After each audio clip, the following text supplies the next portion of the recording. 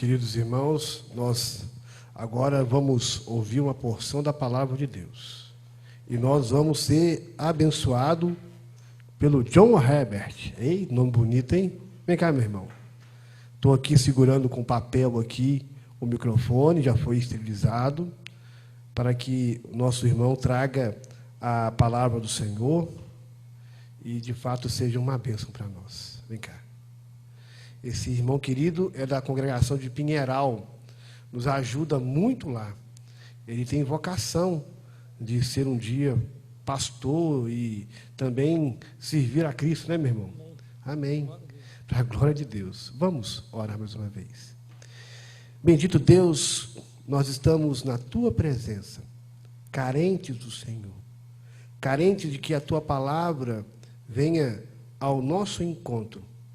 Por isso, Pai bendito, tenha misericórdia de todos nós, misericórdia do Teu servo que vai falar, e misericórdia de nós que iremos ouvir, e rogamos que Teu Santo Espírito, aquele que inspirou a Tua santa revelação, venha iluminar o nosso coração para sairmos daqui mais edificados no Senhor.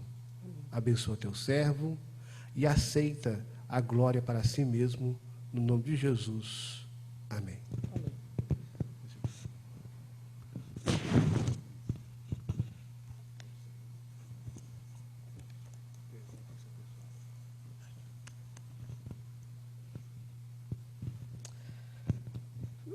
Graças a Deus, meus irmãos, boa noite. Eu quero agradecer ao convite de estar aqui. Esse, para mim, está sendo um grande presente dos Dias dos Pais. Agradeço pelo convite. Está aqui comigo hoje a minha esposa, a Marcilene, está sentada lá atrás. E veio comigo também o meu primo, lá, Wilson. Ele é de Barra Mansa, São Sebastião. Eu fiz o convite a ele, ele aceitou estar vindo. Então, mais uma vez, eu quero agradecer ao pastor, ao reverendo, pelo convite. E vamos ser edificados nessa noite pela palavra de Deus. Quero convidar os irmãos a abrirem a Bíblia de vocês em Salmos de número 113. Deixa eu ver se eu consigo.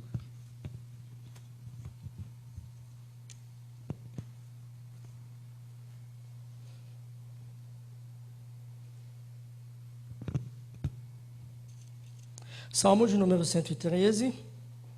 Vamos estar lendo do verso 1 ao 9.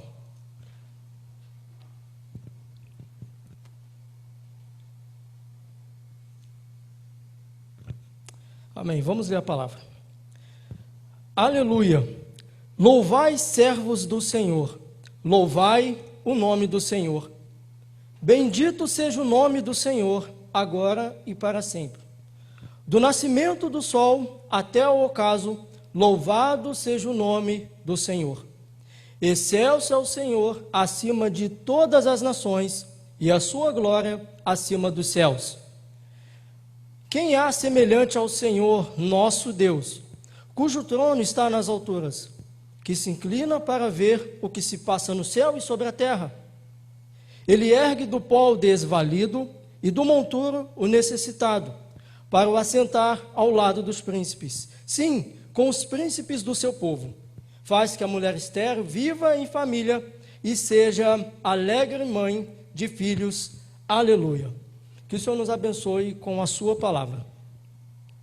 Meus irmãos, o Salmo de número 113, como nós acabamos de ler, ele nos mostra um Deus que está nas maiores alturas, mas ele também nos mostra um Deus que está nas profundezas. Ele nos mostra Deus nas alturas, mas ele também nos mostra Deus nas profundezas. Como vocês podem ver no verso 5, o verso de número 5, ele diz: quem há semelhante ao Senhor nosso Deus, cujo trono está nas alturas. Mas no verso 6 ele vai dizer que se inclina para ver o que se passa, mas que se inclina para ver o que se passa no céu e sobre a terra.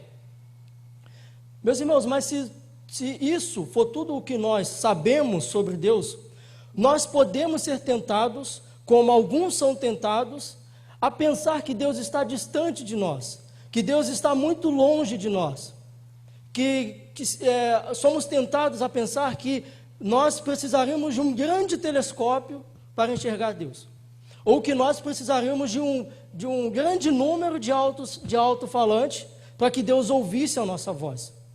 Se for só isso que nós sabemos sobre Deus, Deus está bem longe de nós.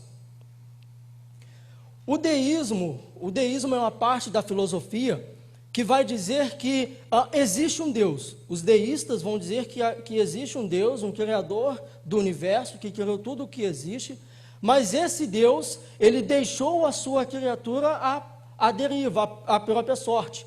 E eles vão dizer que a criatura humana não pode ter contato com esse Deus, porque esse Deus está distante, porque esse Deus está longe. E seguindo essa linha de raciocínio, então, por nós estarmos à deriva, por nós estarmos à nossa própria sorte, por isso nós vemos toda sorte de mal no mundo. A morte, fome, miséria, opressão, injustiça, porque esse Deus, ele nos fez, segundo a linha do deísmo, mas ele está distante de nós, ele não está perto de nós.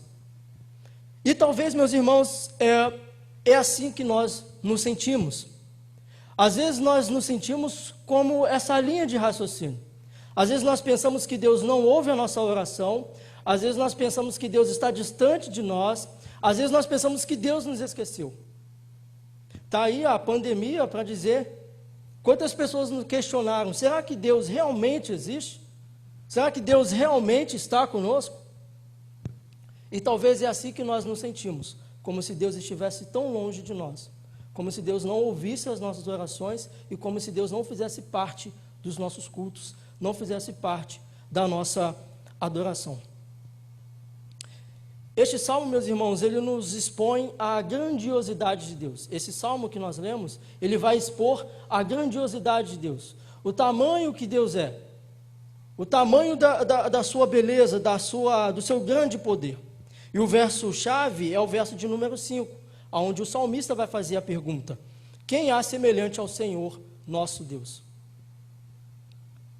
Não se sabe quando foi escrito ou quem escreveu esse salmo, não se sabe ao certo, mas o que nós sabemos é que o autor desse salmo, ele é um autor entusiasmado. Ele estava entusiasmado, então quando ele fez esse salmo, não se sabe quando ou onde, em que situação ele estava, mas ele é um autor muito entusiasmado. E o estilo desse salmo, ele é para louvar a Deus em pé, fora da cadeira, porque ele faz parte do conjunto, que vai do número 113, que nós lemos, até o número 118, que é lido nos momentos da Páscoa, conhecido como Halel, aleluia. Então ele faz parte desse bloco. Então esse é um salmo de entusiasmo para louvar ao Senhor na Páscoa. Então nessa noite eu quero estar falando, meus irmãos, sobre a grandiosidade de Deus. Eu quero estar falando nessa noite sobre a proximidade de Deus para conosco. Quero estar falando aqui nessa noite e sobre a misericórdia de Deus, sobre a graça de Deus e sobre a bondade de Deus para com as nossas vidas. Então 3 lições nós podemos aprender com este salmo. Eu vou pedir para você colocar novamente os seus olhos. Vamos ler do verso 1 ao 3. Aleluia! Louvai, servos do Senhor, louvai o nome do Senhor. Bendito seja o nome do Senhor, agora e para sempre. Do nascimento do sol até o ocaso, louvado seja o nome do Senhor. Então nós podemos ver que nesses primeiros versos, o salmista entusiasmado, ele dá uma ordem aos fiéis. Ele não faz um pedido, ele não pergunta se eles querem louvar o nome do Senhor, ele dá uma ordem. Ele diz: louvai, servos do Senhor. Ou nós poderíamos dizer: louvai, escravos do Senhor. Ou fiéis israelitas, louvem o nome do Senhor. Então ele está dando uma ordem para louvar o nome do Senhor, para adorar ao nome desse Deus. Então nós podemos ver isso nas expressões. No verso 1, louvai o nome do Senhor, fiéis. No verso 2, bendito seja o nome do Senhor. E no verso 3, do nascimento do sol até o ocaso. Ou seja, não é só quando eu me acordo que eu louvo o nome do Senhor, não é só quando eu me deito, mas em todos os momentos, em todos os instantes, eu louvo o nome do Senhor. Louvado seja o nome do Senhor, do nascimento do sol até o ocaso. Então veja, meus irmãos, que essas são expressões que claramente denotam gratidão e um desejo profundo de glorificar a Deus. Não importa a situação, não importa o momento, não importa as circunstâncias, esse salmista ele está mostrando que devemos adorar ao Senhor, devemos louvar ao Senhor e também somente ao nome dele, somente o nome do Senhor Deus Todo-Poderoso. Mas o que é louvor, meus irmãos? Eu sei que essa palavra louvor ela tem várias definições, mas eu gostaria de expressar aqui uma em específico. O louvor em relação a Deus significa reconhecer a sua perfeição, reconhecer as suas obras e reconhecer o seu auxílio. Louvar ao Senhor também é um ato de devoção por meio do qual nós confessamos e expressamos admiração pelos atributos de Deus. Louvar ao Senhor é também louvar pela sua bondade, pela sua justiça e pela sua misericórdia. Louvar ao Senhor também é estar com a nossa adoração direcionada somente a Deus. Louvai, servos do Senhor. Louvai, escravos do Senhor. Como o salmista ele está dizendo. Então veja, meus irmãos, a importância de nós adorarmos ao Senhor, nós adorarmos a Ele de acordo com a sua revelação, de acordo com a sua verdade. Se nós abrirmos as nossas Bíblias em Romanos capítulo 1, do versículo 18 ao 32, o apóstolo Paulo ele vai falar dos pecados dos romanos. Ele vai falar sobre que os romanos cometeram homossexualidade, maldade, perversidade, ganância, vícios, ciúmes, crimes, toda sorte de pecado. Mas por que o apóstolo Paulo está falando que os romanos cometeram esse pecado? Por que os romanos eles cometeram esse tipo de pecado? Porque no versículo 23, se vocês abrirem, vai dizer que em vez de adorarem, em vez de servirem a Deus, o imortal, eles adoraram ídolos que se parecem com seres humanos. Em vez de adorarem a revelação de Deus, em vez de adorarem a verdade de Deus, eles adoraram ídolos, que se pareciam com pássaros ou com animais, que se arrastam pelo chão. E no versículo 24 e 26, o apóstolo vai dizer que foi por isso que Deus os abandonaram. Por isso que Deus os entregaram às suas próprias sortes, para cometer todo tipo de pecado. Lembra que eu falei aqui no deísmo no início? Parece que essa é uma declaração deísta do apóstolo Paulo. Parece que o apóstolo Paulo está concordando com os deístas, que Deus nos abandona. Mas por dois motivos essa não é uma declaração deísta por parte do apóstolo Paulo. Primeiro, porque o apóstolo Paulo vai falar que Deus se revelou. Ao contrário dos deístas que dizem que Deus não pode se revelar, ou que o ser humano não pode ter nenhuma experiência com o divino. Mas o apóstolo Paulo, então, primeiro ele vai dizer que Deus se revelou. E segundo, não é uma declaração deísta, porque os romanos, ou os homens, ao conhecerem essa revelação da forma como Deus se revelou, não o adoraram, não o glorificaram como ele deveria. E por isso vai dizer que Deus os entregou à sua própria sorte. Então houve uma rebelião contra a revelação de Deus. Isso, meus irmãos, não aconteceu somente uma vez. Isso não aconteceu apenas uma vez na história humana. Isso continua acontecendo também até os dias de hoje. Quantos já não deixaram de adorar e servir ao único Criador, a render graças ao único e soberano Deus, para servir aos ídolos, para servir ao dinheiro, para servir para seguir os seus sonhos, para seguir outras coisas, mas deixaram de adorar ao Deus, aquele que merece todo o louvor e toda adoração. E como resultado disso, Deus executa o seu juízo. Como resultado disso, Deus vai executar todo o seu juízo. O primeiro e o segundo mandamento, em Êxodo 20, diz para não termos outros deuses diante de Deus. É essa a declaração que vai dizer, para nós não termos imagens de escultura para adorar, para nós não termos outros deuses diante de Deus, diante do Senhor. E no Novo Testamento, Jesus, quando ele vai responder a uma pergunta sobre qual era o maior dos mandamentos, Jesus ele vai dizer, amarás o Senhor teu Deus de todo o teu coração, de toda a tua alma, de todo o teu entendimento. Esse é o grande e o primeiro mandamento. Então, diante disso, meus irmãos, nós podemos nos perguntar, Será que nós temos servido ao Senhor? Será que nós temos adorado ao Senhor da maneira como Ele merece, da maneira como deve ser adorado ao Senhor? Nós podemos nos perguntar, meus irmãos, como está a nossa adoração nos nossos lares? Como está a nossa adoração nos nossos cultos, nas nossas reuniões? Como está a nossa adoração a Deus de forma pública? O nosso testemunho diante de Deus, diante dos homens? Será que nós temos adorado ao Senhor da maneira correta, da forma correta, como Ele merece? Interessante que quando Jesus ele foi tentado, Satanás ele vai dizer para Jesus: se prostrado me adorares, tudo isso te darei. E Jesus ele vai dizer, e Jesus ele vai responder: ao Senhor teu Deus adorarás, e só a Ele darás culto.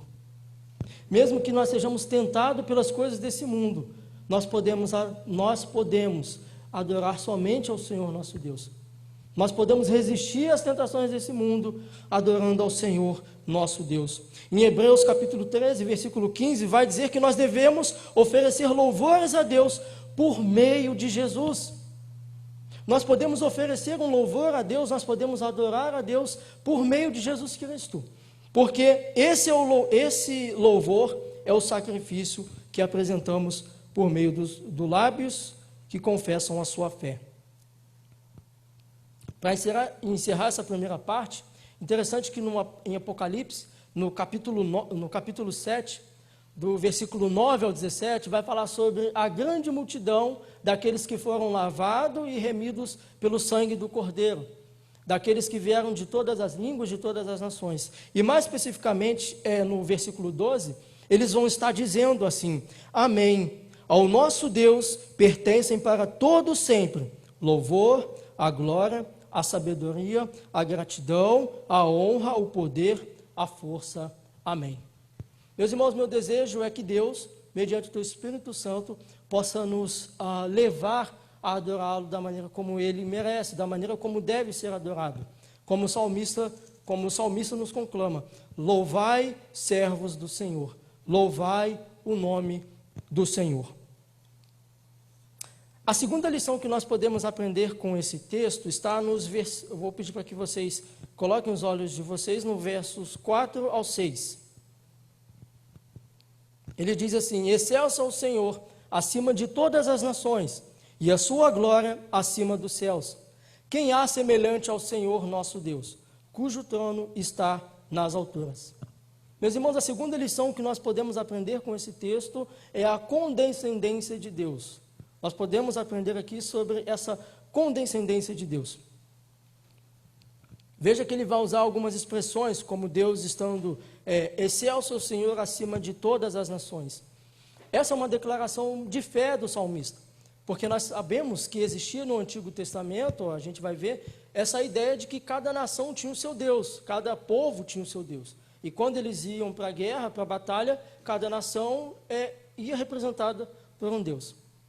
Mas o salmista aqui, ele está dizendo que excelso é o Senhor acima de todas as nações. Ele está dizendo de forma entusiasmada que não existe outro Deus, não existe nenhum outro Senhor, não existe Deus das outras nações, existe apenas um Deus, que é o Deus dos israelitas, é o Deus ao qual nós servimos. Excelso é o Senhor acima de todas as nações. E ele não é somente o único Deus, mas Ele é também o Senhor de toda a criação. E quando Ele diz que o seu trono está estabelecido, Ele vai dizer que quem há semelhante ao Senhor nosso Deus, cujo trono está nas alturas. Não significa um lugar no céu que esteja um trono, mas significa que o reino de Deus está estabelecido. Esse reino é um reino que não vai ter fim.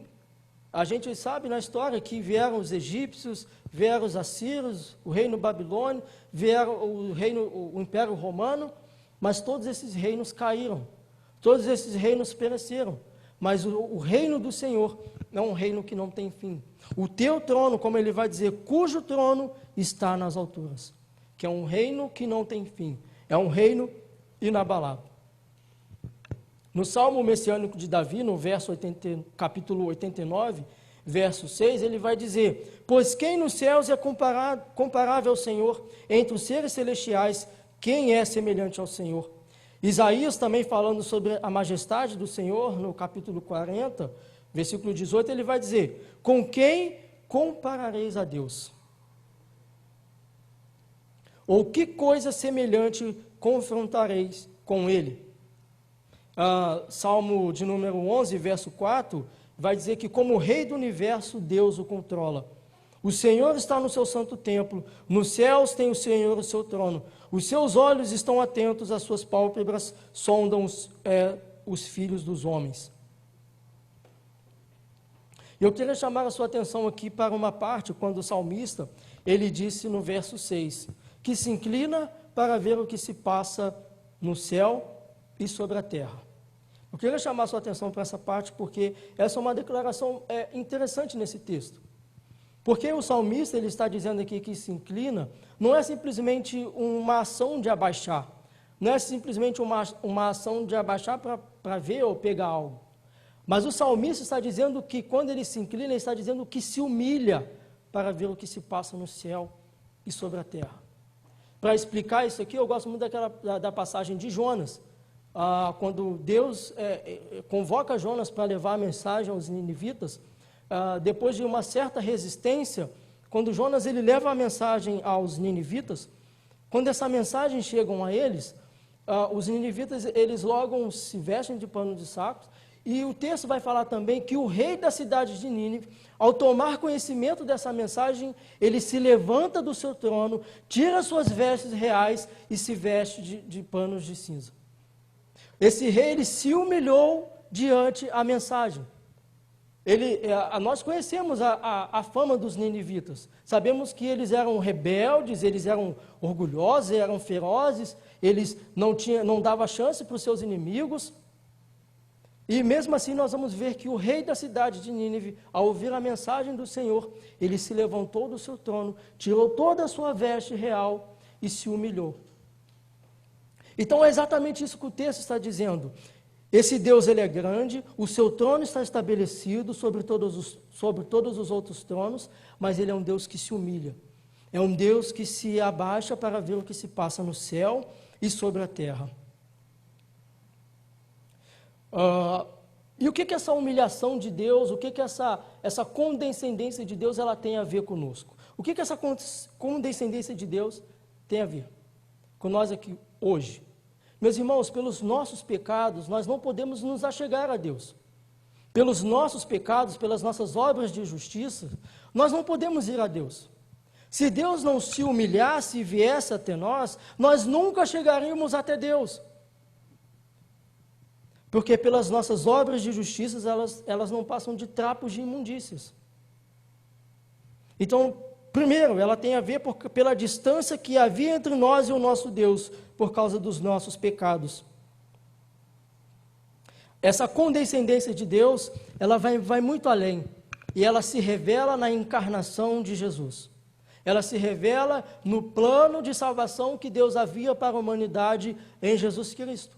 Interessante que em Filipenses, capítulo 2, do versículo 5 ao 8, o apóstolo Paulo, falando sobre a humildade, ele vai falar assim para os filipenses: tende em vós o mesmo sentimento que houve também em Cristo Jesus, pois ele, subsistindo em forma de Deus, não julgou como usurpação o ser igual a Deus, antes a si mesmo se esvaziou, assumindo a forma de servo, tornando-se semelhante aos homens, e reconhecido em figura humana, a si mesmo se humilhou, tornando-se obediente até a morte e morte de cruz. Então veja, meus irmãos, que essa condescendência de Deus vai muito além do que um ato de se abaixar para ver o que acontece aqui na terra. É claro que Jesus ele não abandonou os seus atributos divinos, como eu dei esse exemplo do rei da cidade de Nínive. Ele não deixou de ser rei por tirar suas vestes reais. E aqui Jesus, quando ele veio na forma humana, ele não deixou de ser Deus. Ele veio na figura humana, mas deixou a sua glória e veio até nós. E assim essa distância que havia entre nós e o nosso Deus foi sanada com a morte e ressurreição de Jesus. E em segundo lugar, o que essa condescendência de Deus tem a ver conosco? É porque por meio dessa condescendência de Deus, o Espírito Santo de Deus habita em nós.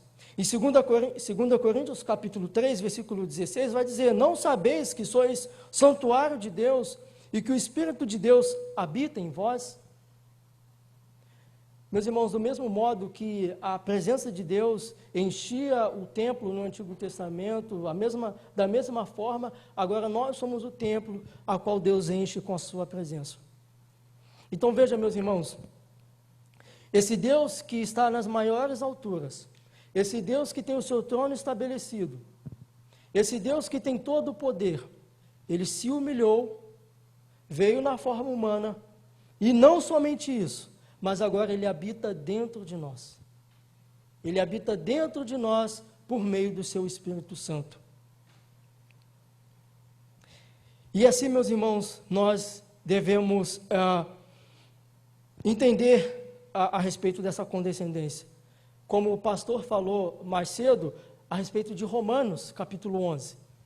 Que Paulo, ele vendo toda a obra de salvação que Deus havia feito, todos nós pecamos, nem judeu, nem grego. Não há, todos nós somos pecadores. Mas pela obra de salvação que Deus havia realizado, Paulo, não entendendo, ele vai esboçar essa doxologia. Ó profundidade da riqueza, da sabedoria e do conhecimento de Deus. Quão insondáveis são os seus juízos e quão inescrutáveis são os seus caminhos. Pois quem conheceu a mente do Senhor, quem se tornou seu conselheiro? Quem primeiro lhe deu algo e o fez devolver?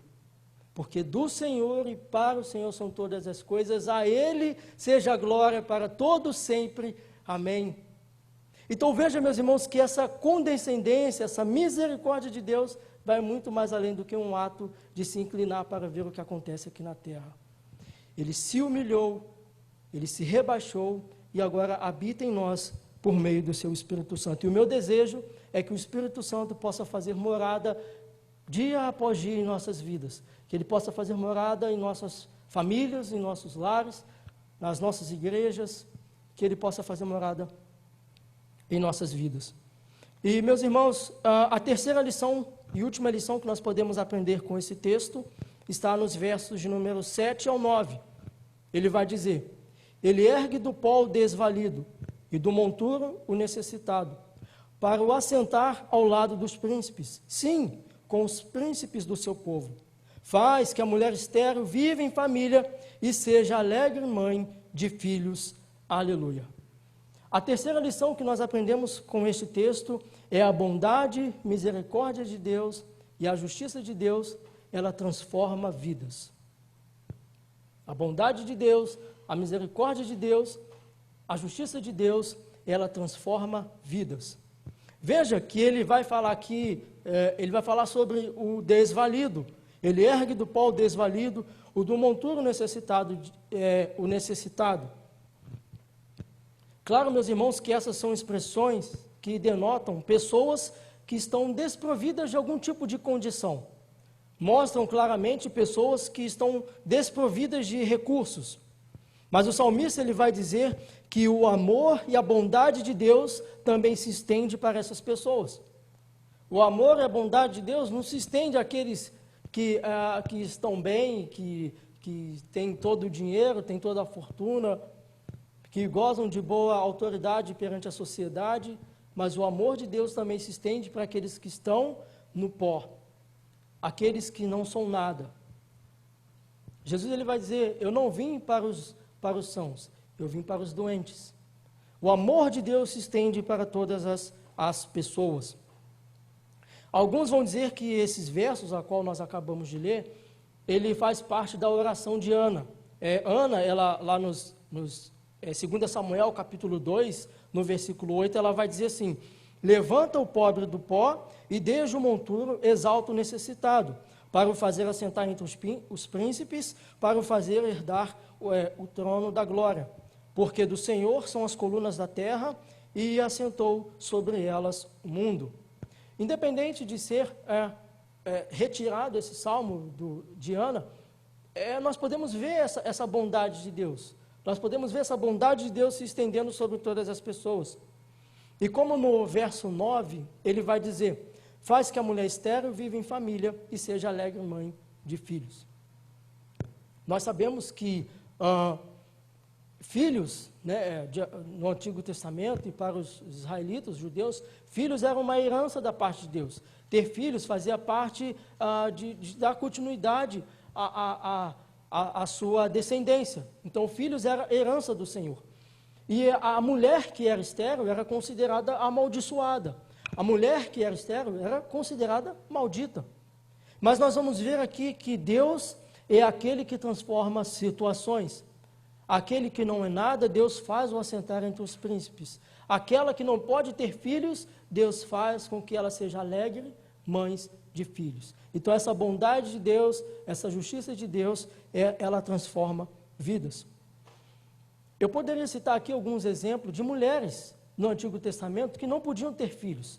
A começar por Sara. Em Gênesis, capítulo 16, versículo 1, vai dizer que ela não poderia ter filhos, mas Deus transformou a vida de Sara. A gente vai ver que a mulher de Abimeleque, as servas de Abimeleque, também não podiam ter filhos. A gente vai ver também a Rebeca, em Gênesis, capítulo 25, não podia ter filho. Raquel não podia ter filhos. No Novo Testamento, a gente poderia dizer Isabel, a mãe de João Batista, também não podia ter filhos, e Deus transformou a situação dessas mulheres. Deus fez com que essas mulheres tivessem as suas situações revestidas. Em Salmo de número 107, verso 41, vai dizer: mas levanta da opressão o necessitado para um alto retiro, e lhe prospera famílias como rebanhos. Meus irmãos, mesmo que a gente se sinta como se a gente tivesse chegado no mais fundo do poço, no fundo do poço. Mesmo que a gente se sinta, talvez você que está nos ouvindo, se sinta como se estivesse chegado no fundo do poço. Talvez você olhe para a sua situação e fale: a minha situação não tem jeito. A medicina já disse que para você não tem chance, aos olhos da ciência não tem jeito, aos olhos dos homens, os homens vão dizer que é impossível. Mas, meus irmãos, nós servimos a um Deus que tudo pode. Nós servimos a um Deus que transforma situações. Em Lucas, capítulo 1, versículo 37, vai dizer que para Deus nada é impossível. Em Efésios também vai dizer, Efésios capítulo 3, versículo 20, vai dizer que Deus ele é poderoso para fazer muito mais do que nós pedimos ou pensamos. Que esse Deus ele pode fazer muito mais além do que está na nossa mente ou do que nós pedimos a Ele. Então assim nós podemos entender que esse Deus ao qual nós servimos não é um Deus passivo, não é um Deus que observa no seu trono as coisas acontecerem e como se nada fizesse. Não é um Deus, eu ouvi um jovem falando na internet, quando perguntaram se Deus ele tem todo o poder, e ele vai falar que Deus não tem todo o poder, porque se Deus tivesse todo o poder, o coronavírus não estava aí. Ele vai falar que se Deus tivesse todo o poder, a gente não estava vivendo essa situação agora. Mas, meus irmãos, nós vamos ver na história que claramente Deus é o Deus que transforma situações. Não é um Deus que está aquém dos nossos problemas, não é um Deus que está além dos nossos problemas, mas é um Deus que sabe de tudo aquilo que nós necessitamos, é um Deus que sabe de tudo aquilo que nós precisamos e que pode vir ao nosso encontro. É um Deus que pode vir ao nosso favor, é um Deus que pode transformar a nossa situação. Para finalizar, a gente vai ver que em Gálatas capítulo 4, versículo 21 ao 31, ainda em referência a essa alegre mãe de filhos, nós vamos ver que Paulo ele vai fazer um paralelo com a escrava e a livre. Ele vai falar que a escrava corresponde com a Jerusalém que está em escravidão com seus filhos, porque foi gerada segundo a carne.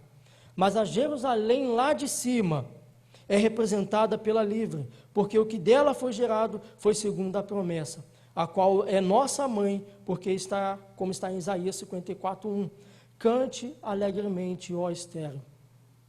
Cante alegremente, ó estéril, que não destes à luz. Exulta com alegres canto e exclama, tu que não tiveste dores de parto, porque mais são os filhos da mulher solitária do que os filhos da casada, diz o Senhor.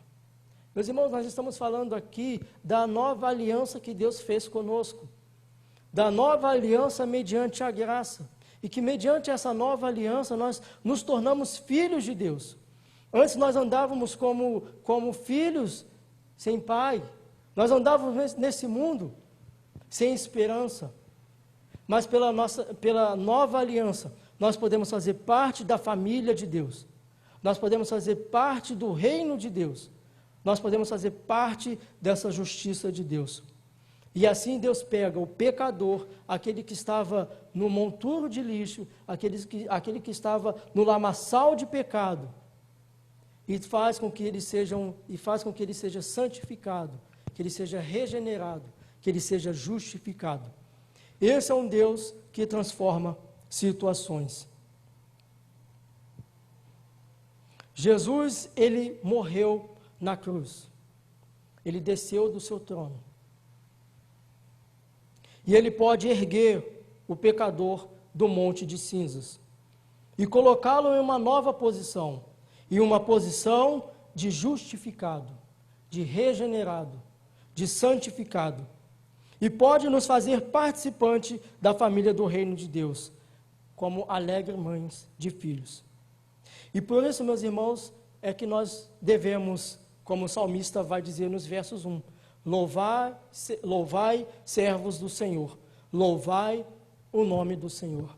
E por toda essa bondade, justiça e misericórdia de Deus, que nós devemos louvá-lo e que nós devemos adorá-lo. E o meu desejo, meus irmãos, é que mediante o Espírito Santo de Deus, ele possa transformar vidas nessa noite, ele possa mudar situações nessa noite. Porque o Deus ao qual nós servimos é o Deus do impossível. Que a graça e a misericórdia de Deus esteja sobre as nossas vidas.